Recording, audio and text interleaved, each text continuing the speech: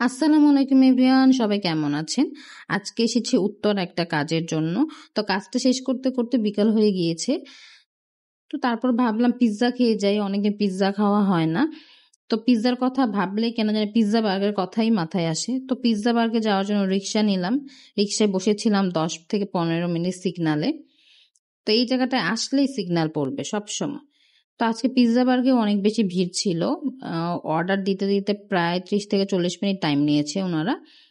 তো অবশেষে পিৎজা আসলো। খাওয়ার পর ভাবলাম যে ফুচকা খেয়ে যাই। উত্তরে এসেছি আর ফুচকা খাবো না, তা কিভাবে হয়? তো ফুচকা খাওয়ার জন্য উত্তর আধুনিক মেডিকেলের অপোজিট সাইডে গিয়েছি। একটা মামাই বসে ওই জায়গায়। মামার ফুচকা খুবই মজা, খুবই ভাল লাগে। তো গিয়ে দেখি মামা নেই। 10 মিনিটের মতো ওয়েট করেছি। ওয়েট করার পরে দেখি মামা এসেছে। আসার পরে মামা আমাদের জন্য ফুচকা বানানো শুরু করে দিয়েছে। তো আমি আর আমার বোন গিয়েছি। দুজন গল্প করতে করতে দেখি মামা ফুচকাও হয়ে গিয়েছে। তো মামা আসলে অনেক ভালো। মামার ব্যবহার খুবই ভালো। মামার ফুচকা যেমন মজা, মামার ব্যবহার অনেক ভালো। এজন্য আরো যাই।